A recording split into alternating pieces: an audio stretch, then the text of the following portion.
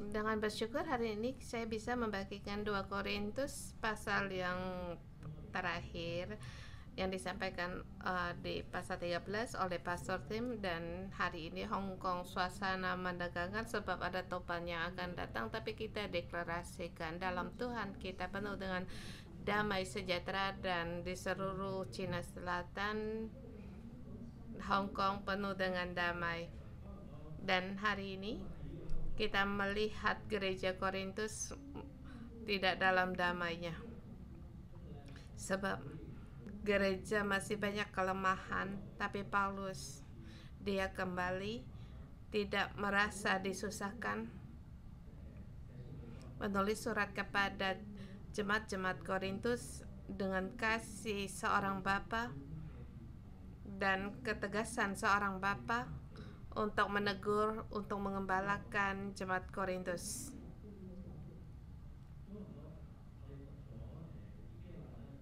Kita berapa minggu ini membaca 2 Korintus. Pada permasalahan Korintus di masa itu, mereka percaya kepada rasul-rasul palsu, dan dari awal hingga akhir mereka terus curiga kepada atas otoritas kerasulan dari Paulus. Sederhana dikatakan, Paulus yang membimbing orang-orang ini percaya kepada Tuhan. Tuhan menginjilkan kepada Kristus, Injil Kristus kepada orang-orang ini, dan di kota ini membantu mereka untuk mendirikan gereja Korintus. Korintus kota yang kaya, sebab mereka di antara Turki dan di tengah-tengah Eropa sebagai tempat persinggahan. Seperti Hong Kong, tempat untuk transfer. Tapi orang-orang di sini kaya dan juga punya kedudukan, jadi mereka merasa, mengapa aku harus mendengarmu? Apa yang aku katakan, apakah itu benar? Dan tidaklah Apolos, apa yang ia katakan juga benar, dan juga para rasul dari Turki, mereka katakan juga itu benar. Dengan dasar apa kamu menegur kami untuk tidak memberikan persembahan? Dengan dasar apa kami percaya Tuhan, kamu mengatakan itu bukan yang benar? Kita melihat dari surat-surat ini, Paulus sangatlah susah, sebab dia selalu mempertegaskan dia sebagai otoritas kerasulannya, dan dia mengatakan dalam menegur dan berkata, aku bukan yang selalu benar, tetapi atau mendukung orang yang melawan kamu. Dia di saat ini dia hendak keluar dan menyatakan dia adalah rasul yang sejati. Ini merupakan satu kesusahan bagi seorang pemimpin. Bagi kita yang digembalakan, kamu pun harus bertanya kepada dirimu sendiri terhadap anggota selmu, pendetamu yang lama, seberapa tinggi akan kepercayaanmu kepadanya. Kalau kamu tidak cukup percaya, maka ketua selmu akan selalu menerangkan mengapa dia berkata demikian. Tapi Paulus merupakan satu teladan untuk kita praktekkan, dan kita sederhana katakan jemaat Korintus sangatlah kacau. Tapi pada saat ini Paulus tidak membiarkan mereka, dan kita melihat di 2 Korintus pasal 13 itu peringat nasihat terakhir, dan jelas dikatakan di kedua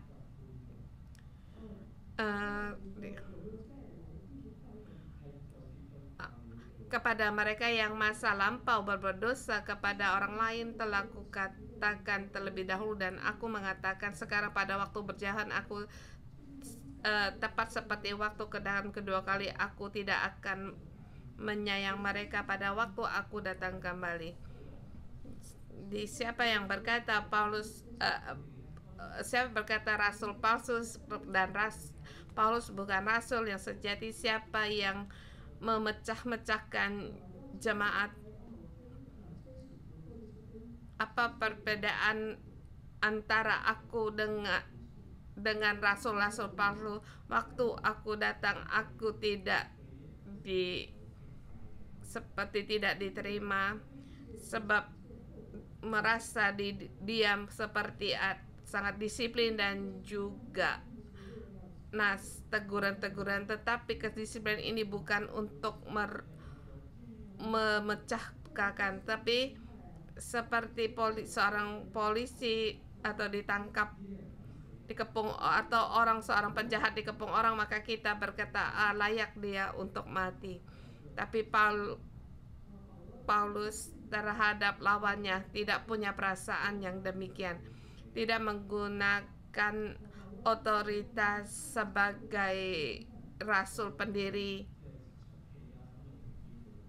gereja untuk menormalkan emosinya. Tapi di ayat 10 dikatakan, itulah sebabnya sekali aku menuliskan, dikatakan otoritas, aku terpaksa bertindak keras menurut kuasa yang dianugerah Tuhan kepadamu untuk membangun dan bukan untuk meruntuhkan. Paulus sangat tegas mengatakan dia posisi yang demikian, dan saat aku menjadi rasul di gereja ini, aku harus berhati-hati apa yang aku lakukan dan apa yang aku katakan. Membangun orang, kalau dia hendak menghukum orang-orang yang menimbulkan perpecahan antar jemaat di dalam hatinya, tujuannya,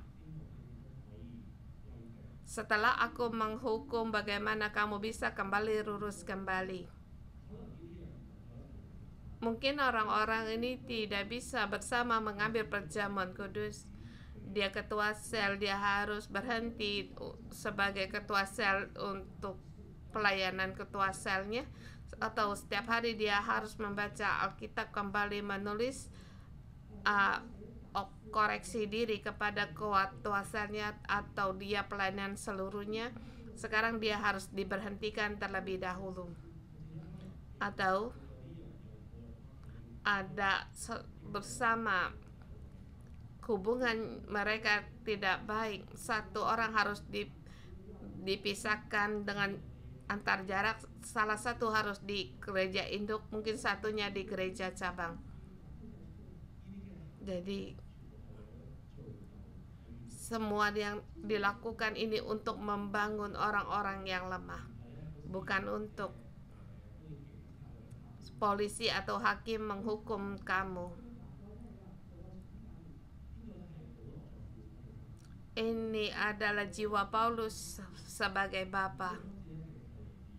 Jiwa ini yang datang dari Yesus Kristus. Ayat keempat dikatakan, oleh karena Yesus telah disalibkan oleh karena kelemahannya, namun ia hidup karena kuasa Allah. Memang kami adalah lemah di dalam dia, tetapi kami akan hidup bersama-sama dengan dia, dan kamu karena kuasa Allah. Saya memberikan tema untuk hari ini, gereja dalam kuasa Allah akan hidup. Yang berkata gereja yang lemah pasti hidup bersamanya. Ini situasi dari Korintus dan juga situasi setiap gereja, sebab setiap gereja ada anggota-anggota yang lemah. Mungkin kamu hari ini juga salah satu yang lemah. Kita melihat hari ini bagaimana Paulus untuk mengembalikan orang yang lemah, memulihkan orang yang lemah. Di sini dikatakan bahwa kalau Paulus datang kembali, dia tidak menyayangi mereka lagi. Di pasal 13 ayat yang kedua. Ayat pertama, ini adalah untuk ketiga kalinya aku datang kepadamu baru dengan keterangan 2-3 orang saksi suatu perkara sah. Ini 2-3 orang saksi ini berdasarkan dari kitab Imamat, bahwa aku datang untuk menghakimi orang-orang yang masih berada dalam dosa. Pada saat itu, kalau 2 orang bersaksi bahwa kamu yang memecahkan gereja, yang memecahkan hubungan antara Paulus dengan orang-orang yang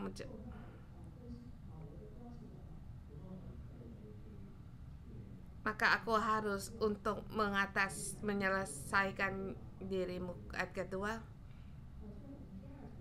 kepada mereka yang masa lampau berbuat dosa dan kepada orang lain. Tapi di ayat 3 dan 4 memberi jalan keluar bagi setiap orang. Ayat ketiga yang B, ia tidak lemah terhadap kamu, melainkan berkuasa di tengah-tengah kamu di dalam Kristus. Ayat ketiga, sepertinya Paulus pertama dan kedua kali datang seperti tidak ada menghukum mereka. Sepertinya Paulus lemah, tetapi kali ini aku datang, aku menggunakan cara untuk menghukumi, untuk mengatasi gereja. Dan dalam penghukuman ini kamu akan melihat kuasa Allah. Kuasa ini bukan satu untuk menghukum, tetapi ini anugerah agar bisa hidup kembali bersama dengan Kristus. Kita harus berkata pada diri kita, akhir dari penghukuman adalah kasih karunia atau anugerah, sebab penghukuman supaya orang bertobat, agar dia melihat betapa perlunya kuasa dari Kristus sehingga ia bisa untuk dipulihkan. Ini dari tema dalam perjanjian lama dan baru. Allah membiarkan kerajaan Israel diruntuhkan kemudian dibawa ke pembuangan, tetapi mereka bisa kembali pulang kembali kepada Allah. Ini penghukuman yang membawakan kasih karunia, penghukuman yang membawa pada pertobatan. Jadi pada saat kita melihat ayat 2 dan ketiga, kita melihat Paulus, dia pribadi yang penuh dengan kasih karunia.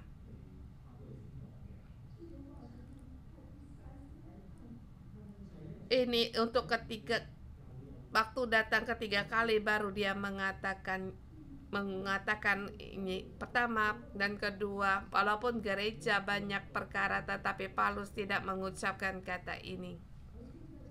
Sekarang gereja dalam bahaya, segera akan terpecah-pecah. Kalau aku tidak melakukan demikian, maka semuanya akan habis. Jadi Paulus mempunyai penghakiman yang disiplin.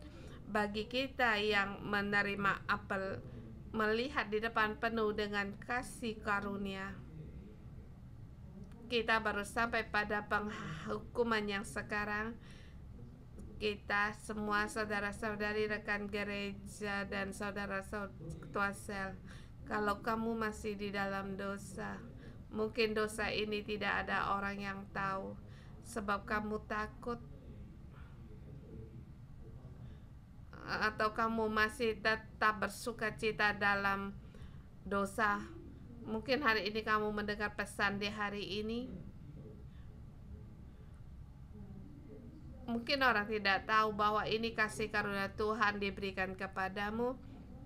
Ketua sel gereja tidak tahu Tuhan memberi kasih tahu, tidak tahu bahwa Tuhan lagi memberi kasih karunia padamu, sampai pada kamu sendiri mengaku dan juga bertobat. Ini anugerah Tuhan. Kemudian kita lihat ayat 5-6. 5-6 ada 3 pengajaran dari Paulus dalam kelemahan apa yang harus dilakukan.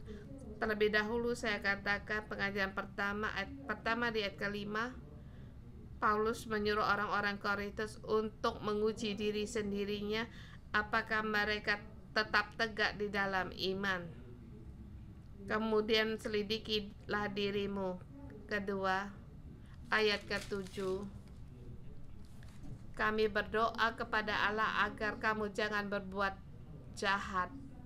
Ayat ketiga, ayat 9, sebab yang kami doakan supaya kamu menjadi orang sempurna. Kalau kamu merasa kamu tidak punya dosa, pertama kamu harus bertanya pada dirimu sendiri, apakah kamu orang Kristen?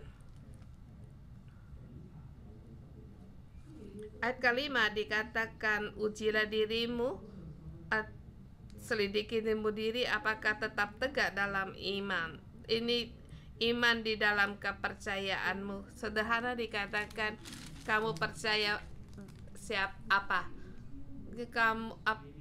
Dan bagimu sebagai orang Kristen itu apa, dan apa maknamu untuk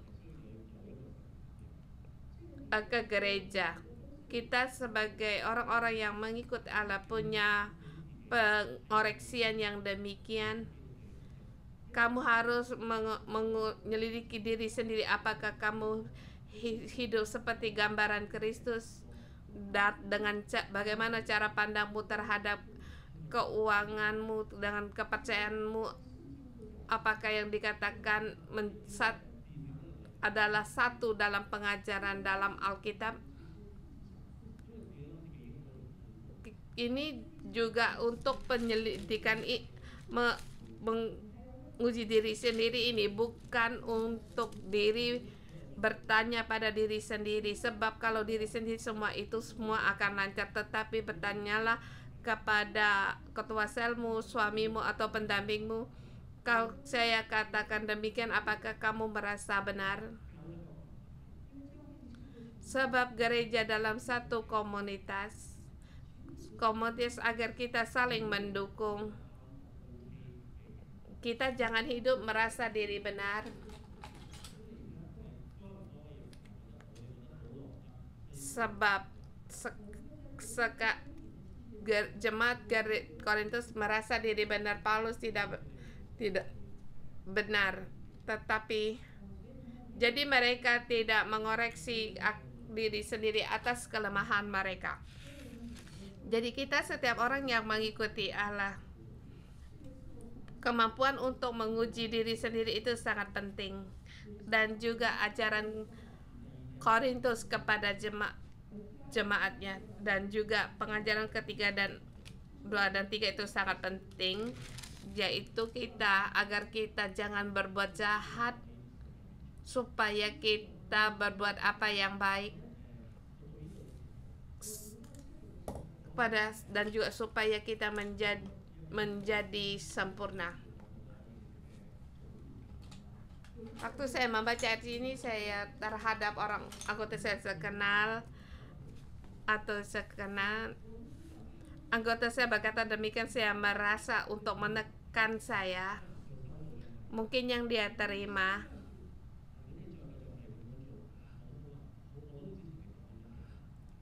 kalau kamu terus berkata demikian, aku tidak tahu apa yang harus aku katakan kepadamu.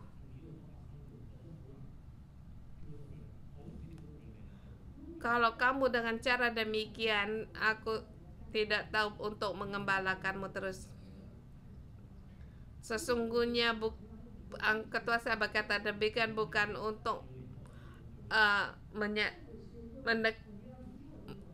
membeleng perasaanmu, tetapi seperti Paulus, ada kalanya Paulus juga tidak berdaya terhadap jemaat Korintus dalam menggunakan segala pengajaran dan kasih karunia-Nya. Bahkan di ayat ketiga kali waktu dia datang dikatakan hendak menghukum orang-orang ini. Kita tahu bahwa sebagai ketua sebanyak ia punya, dia berikan. ada kalanya ada bagian tertentu dia tidak bisa lebih lagi memberikan pengajaran dan kasih karunia, sebab dalam situasi yang demikian situasi akan bertambah buruk. Jadi bagi kita yang mengembalakan, kita tahu bahwa ketua sel juga menggunakan kebenaran mengajar kata yang mengajarmu. Seperti di ayat ke-10, dia untuk membangun bukan meruntuhkanmu. Ya tentu kalau kamu merasa ketua selmu hubungan sangat sulit, kamu bisa mencari ketua selmu untuk berbagi agar pemimpin kita saling membantu kita. Atau terbalik, kamu ketua sel yang sangat disiplin, banyak permintaan terhadap anggota selmu. Di pasal hari ini juga memberitahukan kita, setiap orang yang menjadi pemimpin, perkataanmu, kalau perkataan membawa emosi, maka orang-orang yang di bawahmu juga dapat merasakan. Tetapi Paulus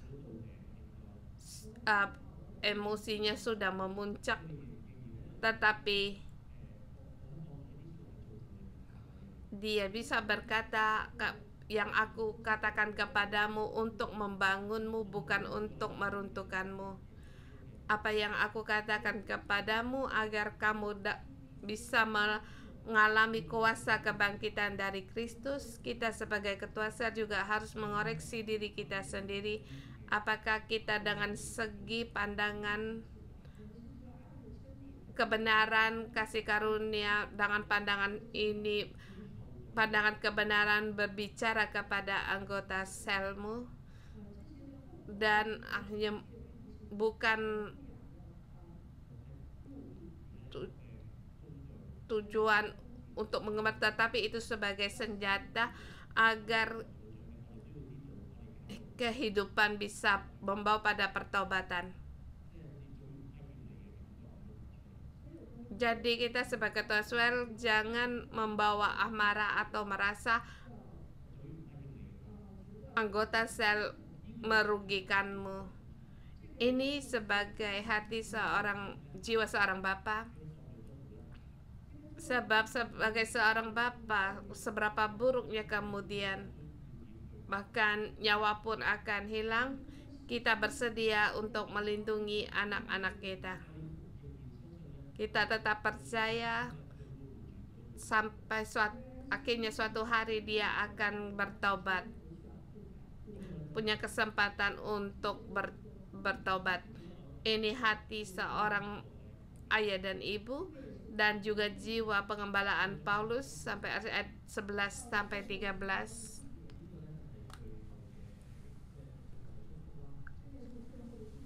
Ini berkat yang dan akhir dari seluruh surat ayat 11. Akhirnya saudara-saudaraku, bersukacitalah, usahakanlah dirimu supaya sempurna, terimalah segala nasihatku, sehati sepikirlah kamu, dan hiduplah dalam damai sejahtera, maka Allah sumber kasih dan damai sejahtera akan menyertaimu.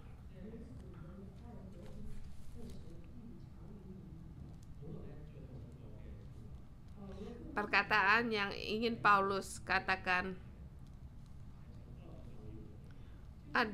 ada 5 hal yang bisa dilakukan oleh orang-orang Korintus, yaitu harus bersukacita, supaya supernya, dan juga menerima nasihat, yaitu nasihat untuk memberi semangat, menahan perkataan dari Paulus untuk tetap sebagai semangat, yaitu sehati sepikirlah kamu, dan juga hidup damai sejahtera. Di hal-hal 5 perkara ini yang di jemaat Korintus sangat kurang, sebab mereka dalam perpecahan. Jadi Paulus di sini mengatakan, haruslah kamu juga untuk peduli dengan yang orang lain dan hidup rukun. Ayat 12 dikatakan berilah salam kepada yang lain dan cium yang kudus.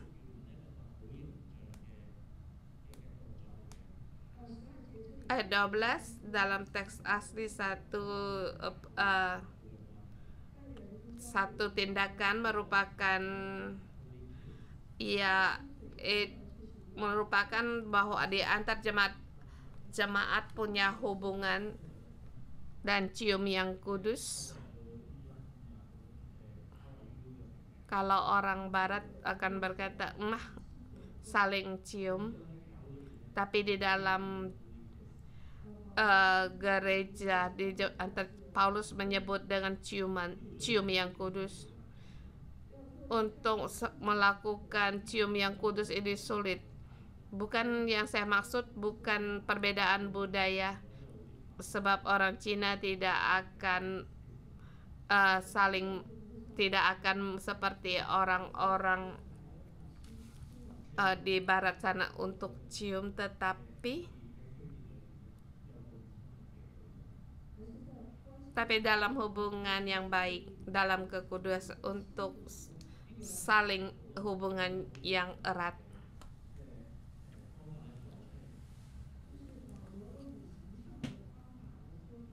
Paulus mengungkapkannya dengan ketegasan sampai jemaat Korintus agar hubungan mereka agar memiliki seperti cium yang kudus. Kamu bisa bertanya kepada ketua sel dan anggota sel, apakah kamu punya cium yang kudus? Di tengah-tengahmu adakah sampah atau tidak saling mengerti? Anggota sel dan ketua sel, adakah pandangan yang tidak baik? Tapi Paulus memberitahukan kita untuk saling mendukung, saling peduli, sehingga kita bisa agar kita bisa saling punya cium yang kudus, dan agar kita bisa melakukan agar kita untuk sehati sepikir. Jadi ayat 13 dikarenakan maka dikatakan hiduplah damai sejahtera, maka Allah sumber kasih dan damai sejahtera akan menyertai kamu. Paulus di ayat ke-13 mengatakan dalam Allah Trinitas di tempat ini. Kalau kamu membaca kitab Roma atau Galatia atau surat-surat dari Paulus, akhirnya mungkin hanya 2 atau 1 atau seperti satu yang rahasia untuk menyatakan 3 Allah yang Trinitas. Di sini dikatakan kasih karunia Tuhan Yesus, kasih Allah, kasih AKB, dan persekutuan dengan Roh Kudus. Zaman dari Roh Kudus ya sering kita katakan persekutuan dari Roh Kudus. Artinya dalam teks asli punya hubungan dengan Roh Kudus, yaitu kamu selalu ada interaksi dengan Roh Kudus. Paulus menggunakan Allah yang Tritunggal untuk memberkati jemaat Korintus yang dalam perpecahan. Allah yang Trinitas,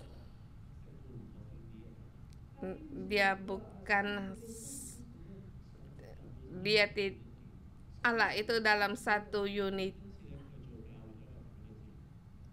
Jadi dia membangun gerejanya juga dalam satu unit. Allah Bapa tidak mengatakan bahwa kamu lebih tinggi dari aku atau lebih rendah dari aku, tetapi dia 3 adalah 1. Jadi gereja jemaat dari Korintus kalau ada 1000 orang sama dengan artinya 1. Yang ini yang Paulus ingin lihat yang ada pada gereja Korintus, dan hari ini kita melihat gereja 611 ada 6000 orang. kehendak Allah, 6.000 orang menjadi satu, satu menjadi 6.000. Kita tidak berjalan dalam perpecahan atau, tapi kita tahu bahwa Allah akan menghukum orang-orang yang membuat perpecahan, seperti dikatakan ketua sel, sesama anggota sel, rekan kerja. Kalau kamu tidak hidup, kamu tidak rukun, segeralah untuk menyelesaikan dan berkata kepada pemimpin dan untuk melangkah pada mengampuni,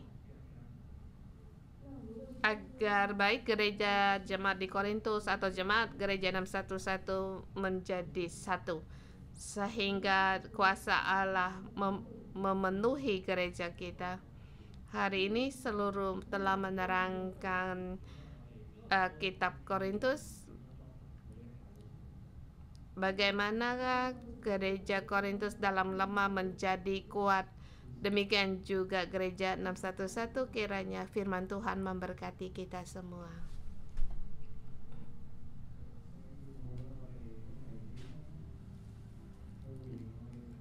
Kita bersama menanggapi Tuhan Allah kita dalam pujian.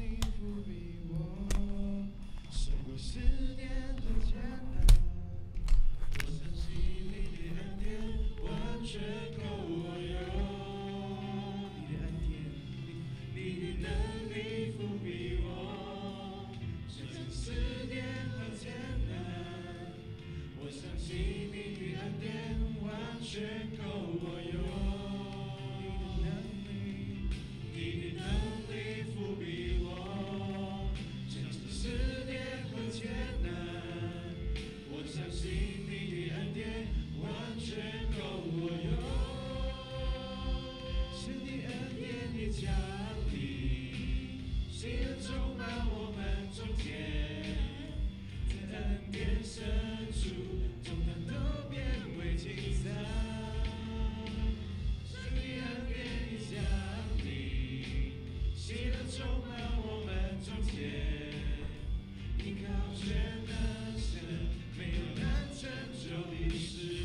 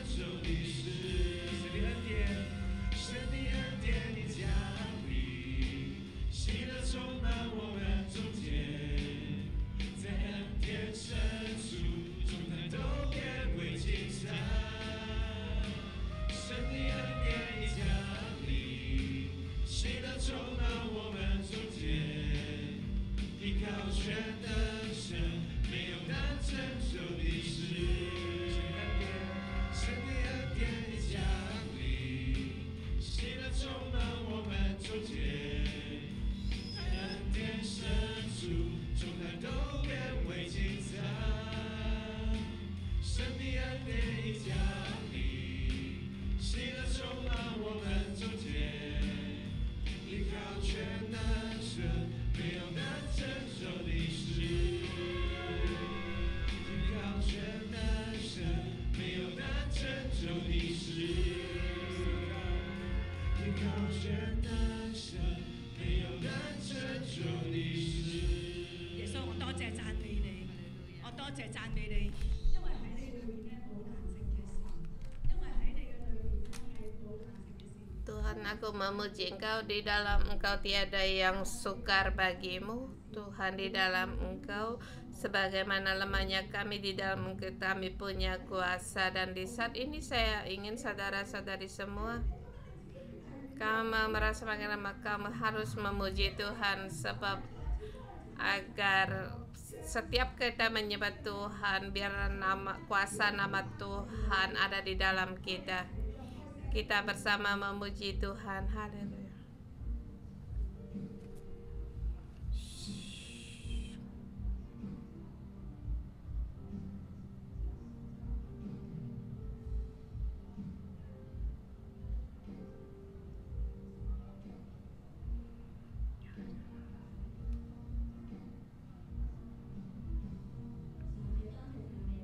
Tuhan, kami memuji Engkau. Tuhan, kami tahu kami mengandalkan diri kami sendiri, kami tidak mau, tetapi dengan mengandalkan kami bisa menjadi orang yang sempurna. Kami memuji Engkau sehingga kami memuji Engkau. Tuhan, kami memujikan Engkau Allah yang menjadikan yang lemah menjadi kuat. Pada saat kami berseru pada Engkau memberikan kekuatan, dan kami memuji Engkau.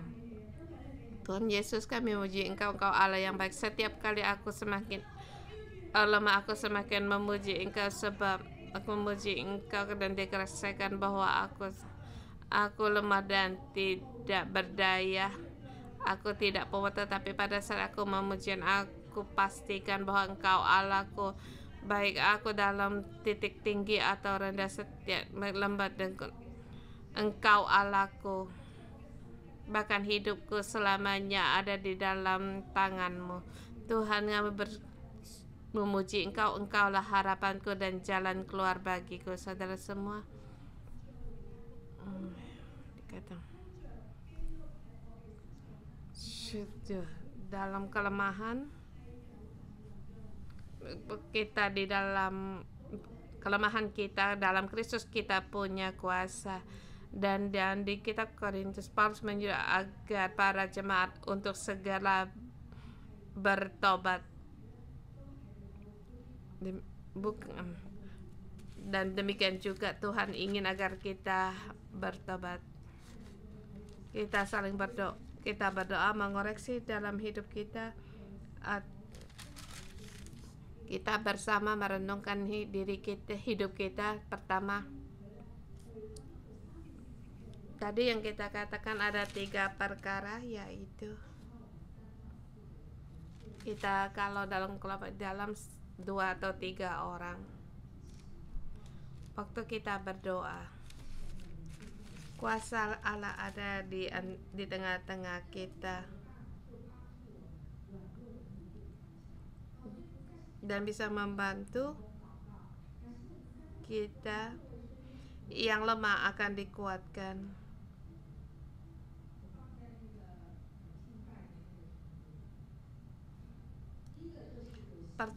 Pertama, apakah kamu tegak dalam iman? Kedua, jangan berbuat jahat. Ketiga, supaya menjadi sempurna. Kita bertanya pada diri kita sendiri, adakah aku punya iman?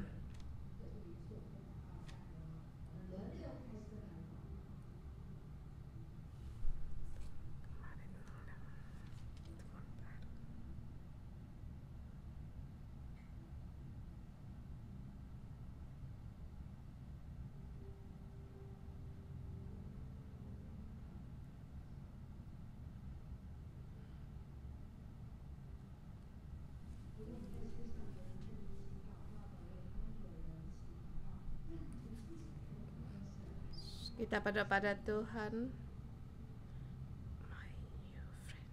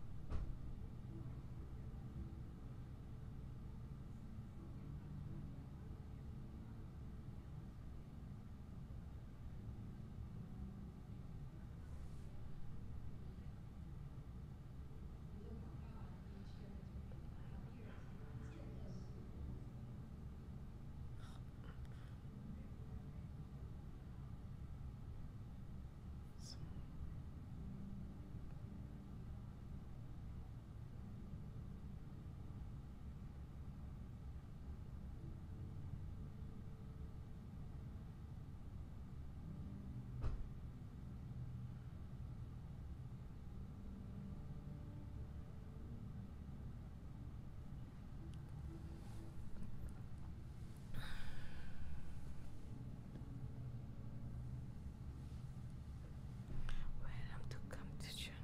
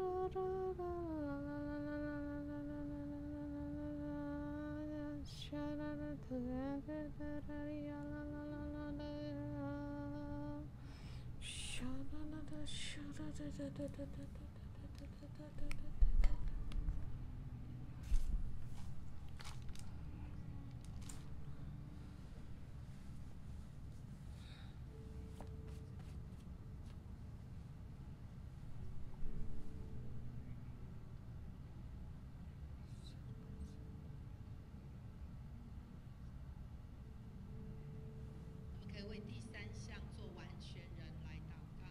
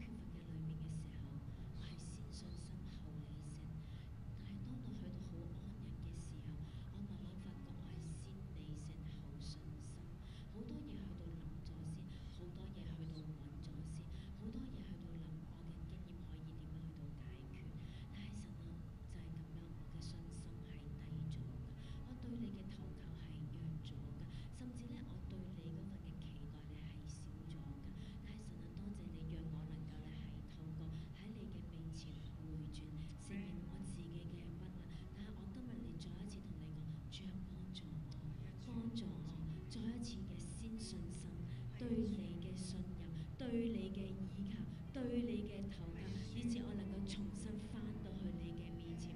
當我能夠投以信任嘅時候，主啊，讓我對你嘅信心加增嘅時候，我嘅喜樂，我嘅滿足更深嘅去到經歷禱告木煙雲嘅裏面嗰份嘅喜悅。主啊，呢個係我嘅呼求，我多謝你。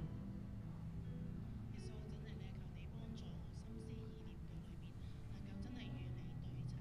神啊，你帶領我嘅心思，帶領我嘅想法。主啊，當我面對咧唔同嘅人，尤其是身邊咧真係啲好冇禮貌或者態度好差嘅人嘅時候，主啊，你掌管我嘅心思意念，你讓我有一個温柔嘅生命，讓我有一份咧從基督而嚟嘅温柔，能夠咧去對人有回應，而當中咧真係咧讓愛喺我生命嘅裏面去湧流嘅時候，而當中咧讓人看見基督裏面嗰份嘅美好。主啊，幫助我，讓我更像基督，喺我心思意念去動工，一切咧真係因着過往帶俾我裏面一啲嘅扭曲嘅時候，主啊，你幫助我，你讓我能夠放下呢啲嘅保護自己、自我保護，放下呢啲嘅盔甲，而當中咧去依靠你，去用信心嘅去看見神啊你嘅大能嘅彰顯。主啊，讚美你。耶穌讚美你啊！神啊，你話並且我們所求就是你們作完全人。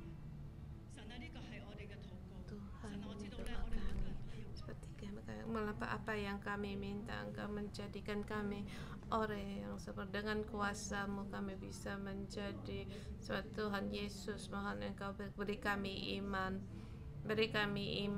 agar kami dengan dari satu segala kegelapan disinakan, mengandalkan Yesus menang dan menang lagi, sebab Tuhan Engkau ada di dalam hidup kami, selalu yang membawa kemenangan dan menjadi orang yang sempurna, sebab yang kami percaya dengan Allah yang sempurna, maka kami bisa menjadi manusia sempurna. Tuhan, kami pegang pada iman ini, kami bersyukur dan berterima kasih.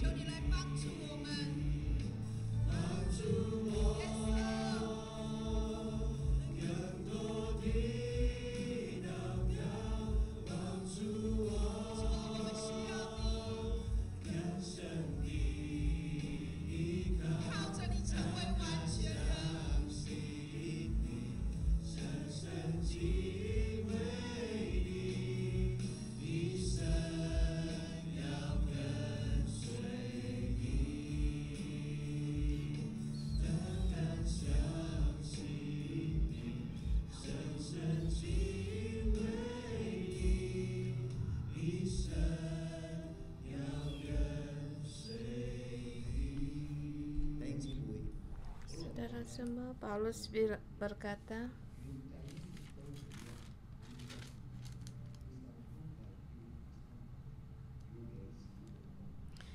akhirnya saudara-saudaraku, bersukacitalah, usahakanlah dirimu sendiri supaya sempurna. Terimalah segala nasihatku sehati sepikir kamu, dan hiduplah damai sejahtera. Maka Allah sumber kasih karunia damai sejahtera akan menyertai kamu. Saudara, sama kita terus berdoa ya, agar kita punya di antara sesama kita punya untuk bersukacita penuh dengan kasih dan sehati sepikir, agar Allah yang Tritunggal kesatuan dan sukacitanya lewat doa kita lebih dalam lagi ada di dalam komunitas rohani kita. Mari kita berdoa, yaitu kita gunakan berkat dari ayat 11 sampai 13 ada pada kita.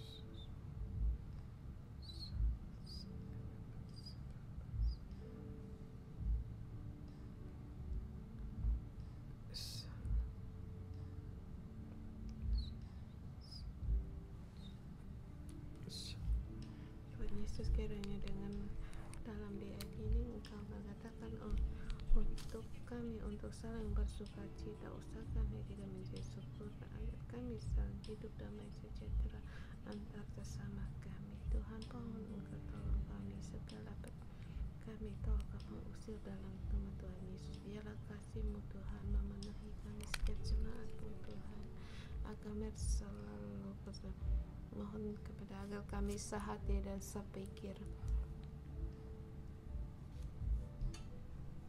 Ada berhimpian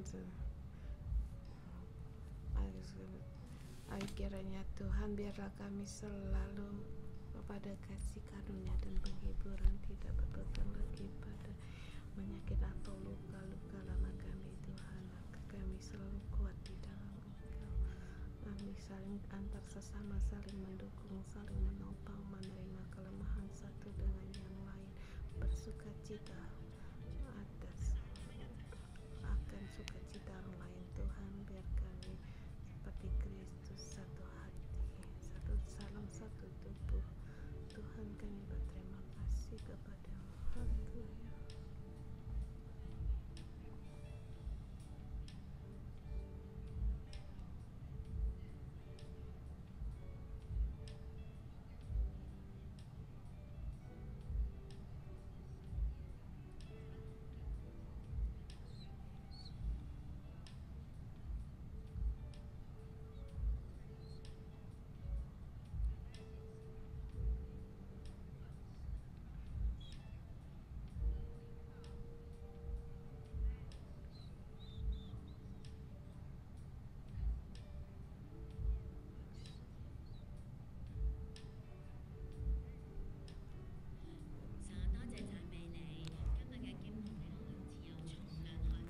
Tuhan memuji dan bersyukur. Tuhan penuh dengan kasih-Mu, kasih yang dari Engkau, kasih sukacita dari agar kami saling sehati, saling bersukacita.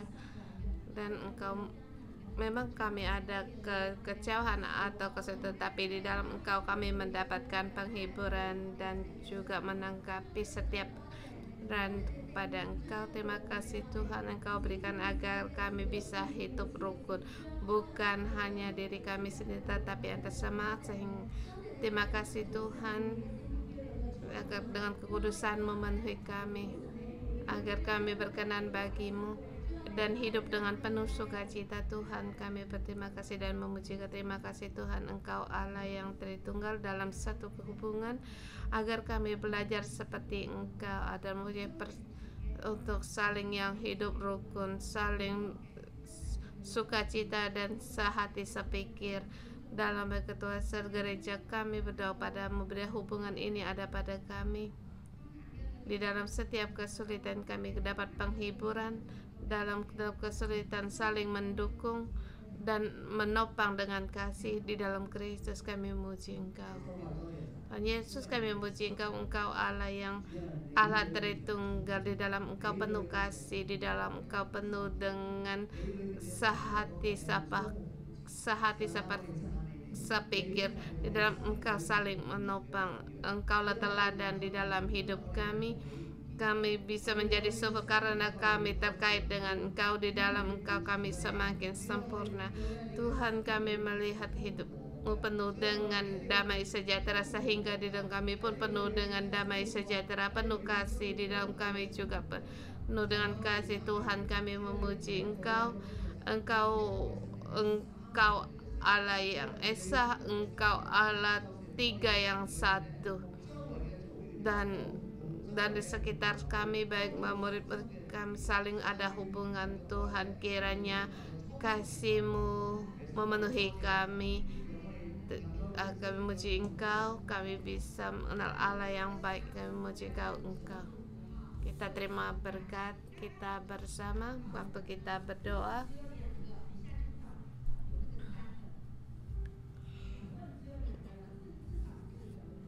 Besar bentuk yang dekat 2-3 orang.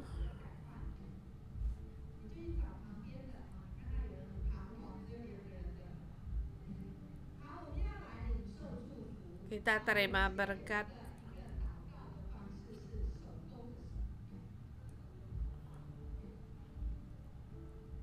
kita secara iman yaitu berkat dari pohon kehidupan.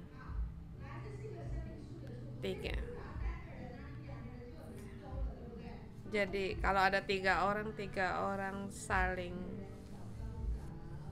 untuk bergandengan tangan.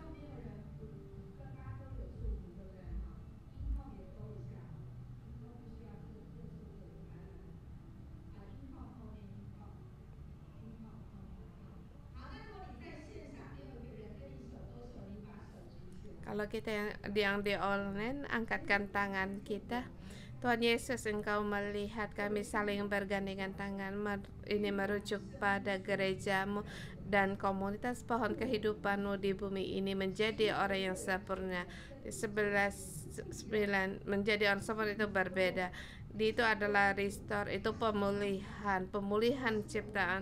Tuhan, kami di dalam Engkau, kami kembali menerima pemulihan ini dan menerima penciptaan ini. Kiranya kasih karunia Tuhan Yesus, kasih karunia Tuhan Yesus Kristus, kasih Allah dan persekutuan Roh Kudus menyertai gereja jemaat 611 kepada kamu, keluargamu, dan juga semua cabang gereja.